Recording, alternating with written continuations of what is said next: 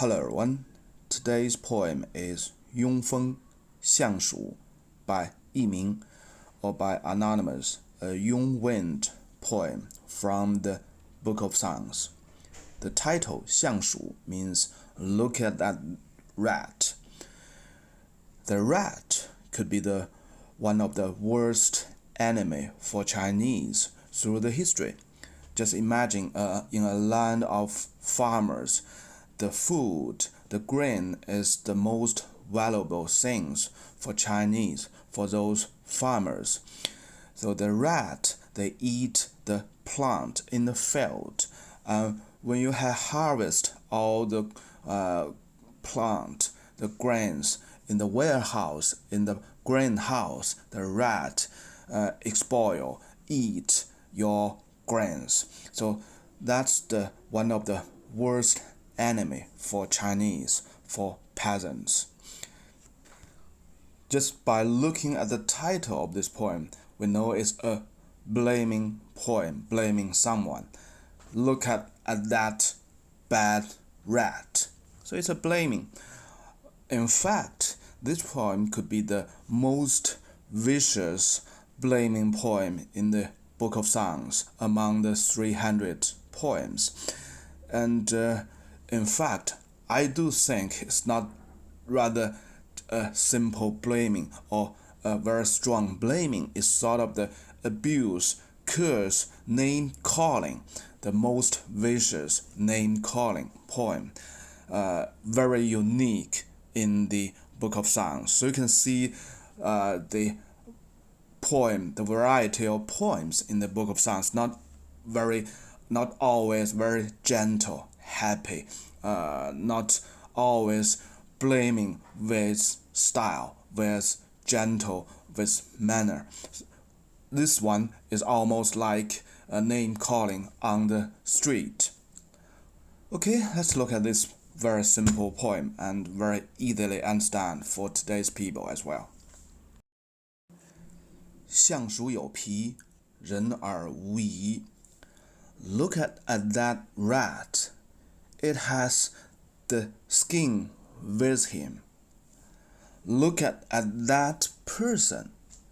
He doesn't have a manner. He didn't behave himself. He didn't have a proper outlook or clothing whatsoever, decoration. So he behave, his manner, his outlook, he didn't have that. If that person didn't have that, 人而无仪, if that person didn't have that, didn't have the manner, didn't have the behavior, didn't have the outlook, good outlook, why not you go to that? So it's not simple blaming, it's cursing, it's abusing, it's name-calling, right? The wording is quite simple. Just imagine it's just like on the street. Look at that rat running on the street, and look at that man. He's not behaves himself. So it's sort of the things on the street and the feelings. The rage is so strong that the wording came out straightforward with the most vicious name-calling, abusing words. So this poem is so unique in the Book of Songs. A second thought, the curse is always between two parties. So there's two sayings about the two parties. One is the wife curse the bad husband. The other is the general public people curse to the Lord of the Yong state or Wei state. The general idea is it's more referring or cursing to the Lord of the Yong state or the Wei state. Okay, let's look at the second paragraph. Basically, it's identical, repeating. 相鼠有齿，人而无止。Look at that rat. It has the teeth with him. But look at that person. He doesn't feel the shame. He's shameless. 无耻 is 无止 is identical to 无止, a long word. So it's shameless. He doesn't feel the shame. If that person doesn't feel the shame, 人而无止，不死何以？ Why don't you go to that? So it's cursing to the Lord. And something left till today, the wording part. So 相鼠有皮, the rat has the skin with him. And today, in today's Chinese, if we say someone 没脸没皮, he doesn't have the face, he doesn't have the skin with him, that means he's shameless, he doesn't behave himself, he's shameless.